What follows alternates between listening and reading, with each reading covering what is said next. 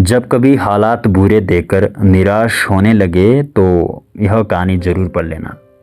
हर मोड़ पर मेरा इम्तिहान लेती रही ज़िंदगी। मेरे जज्बे और हिम्मत के आगे वह खुद फेल होती रही। ये शब्द 75 साल के देशराज जी की ज़िंदगी का आईना है, जिसमें ज़िंदगी झांक कर देखे तो पानी पानी हो जाए। ये 75 साल का स्ट्रगल सोशल मीडिया के माध्यम से वायरल हो गया था और कुछ लोगों ने देशराज जी की मदद भी की।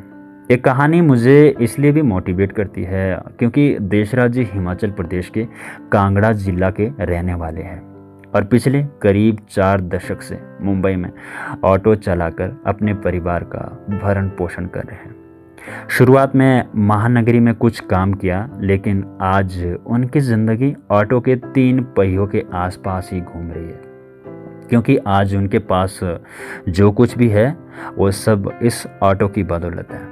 हेलो हाय, कैसे हो आप सभी? और उम्मीद करता हूँ कि आप सब मस्त होंगे, बिंदास होंगे। मैं हूँ जय ठाकुर और आप सुन रहे मुझे मन का रेडियो पर। आप मुझे जब भी सुनो, सुबह सुनो, शाम को सुनो, दिन को सुनो, रात को सुनो, सफ़र करते हुए, ऑफिस की ब्रेक लेकर, चाय की चुस्की लेते हुए, कभी परेशान, हताश, निराश, थक कर जब भी कहीं बैठे हो तो मन का रेडियो सुनकर ज़रूर चेहरे पर हल्की सी मुस्कान आए। इसी उम्मीद के साथ आप हंसते हुए अपना समय व्यतीत करते रहिए। चलिए देशराज जी की कहानी को सुनते हैं। देशराज जी जो काफ़ी न्यूज़ चैनल वालों और कुछ सोशल मीडिया वालों ने उनकी कवरेज की, ये कहानी 1 साल पहले ह्यूमन ऑफ बॉम्बे पर छपी थी। 6 साल पहले मेरा सबसे बड़ा बेटा घर से गायब हो गया। वो हमेशा की तरह काम पर निकला, लेकिन कभी वापस नहीं लौटा। 1 हफ्ते बाद लोगों को उसकी लाश एक ऑटो में मिली। वो सिर्फ 40 साल का था। उसके साथ मेरा एक हिस्सा भी मर गया, लेकिन जिम्मेदारियों के बोझ ने मुझे सही से दुख मनाने का समय भी नहीं दिया। अगले दिन मैं सड़क पर था, अपना ऑटो चला रहा था, लेकिन 2 साल बाद दुख ने फिर से मेरा दरवाज़ा खटखटाया। मैंने अपने दूसरे बेटे को भी खो दिया। गाड़ी चलाते समय किसी ने कॉल की, आपके बेटे की लाश प्लेटफॉर्म नंबर 4 पर मिली है, उसने आत्महत्या कर ली है, आप जल्दी से आइए। मेरी बहू और उनके 4 बच्चों की जिम्मेदारी ने मुझे जिंदा रखा। दाह संस्कार के बाद मेरी पोती जो 9वीं कक्षा में थी, उसने पूछा, दादाजी क्या अब मेरा स्कूल छूट जाएगा? मैंने अपनी सारी हिम्मत जुटाई और उससे कहा, कभी नहीं, तुम जितनी चाहो उतनी पढ़ाई करना। मैं पहले से ज़्यादा समय तक अब ऑटो चलाने लगा। मैं सुबह 6 बजे घर से निकलता और आधी रात तक अपना ऑटो चलाता। इतना करने के बाद भी मैं हर महीने बस 10,000 रुपये कमा पाता। उनके स्कूल की फ़ीस और स्टेशनरी पर 6,000 खर्च करने के बाद मुझे 7 लोगों के परिवार को खिलाने के लिए मुश्किल से 4,000 ही बचते हैं। अधिकांश दिनों में हमारे पास खाने के लिए मुश्किल से ही कुछ होता।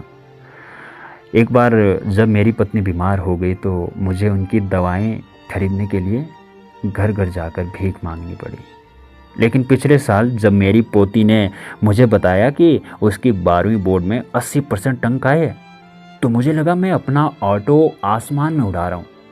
मैंने अपने सभी कस्टमर को मुफ्त में सवारियाँ दी। पोती ने मुझसे कहा, दादाजी मैं दिल्ली में बीएड कोर्स करना चाहती हूँ। उसे दूसरे शहर में पढ़ाना मेरी औकात से बाहर था, लेकिन मुझे किसी भी कीमत पर उसके सपने पूरे करने थे। इसलिए मैंने अपना घर बेच दिया और उसकी फीस चुकाई।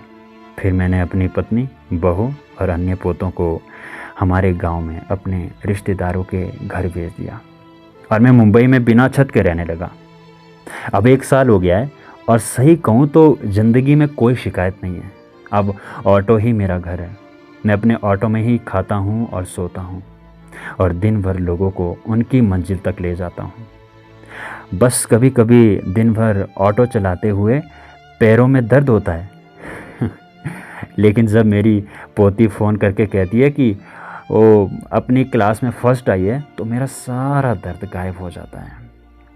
मुझे उस दिन का बेसब्री से इंतज़ार है कि वो टीचर बन जाए और मैं उसे गले लगाकर बोल सकूं। मुझे उस पर कितना गर्व है। वो हमारे परिवार की पहली ग्रेजुएट होने जा रही है। जैसे ही उसका रिजल्ट आएगा मैं पूरे हफ्ते किसी भी कस्टमर से पैसे नहीं लूँगा। इन महापुरुष का नाम आदरणीय श्री देशराज जी है। खार डंडा नाका पर मिल जाएंगे मुंबई में, और गाड़ी नंबर 160 है। नमन है आपको और आपकी सोच, मेहनत और त्याग को। हम 20 साल, 25 साल, 30 साल में ही हार मान लेते हैं। अभी तो ज़िंदगी शुरू हुई होती है। 70 से 80 साल आते आते ज़िंदगी में बहुत कुछ देखना बाकी होता है। इसलिए कभी भी हार मत मानिए। 75 साल की उम्र में हमें कुछ सीखना चाहिए। और ज़िंदगी जीना आसान है, बस कुछ लोग इसे देर से जीना शुरू करते हैं। हंसते रहो, मुस्कुराते रहो, मस्त रहो, बिंदास रहो, और हाँ, सुनते रहिए मन का रेडियो।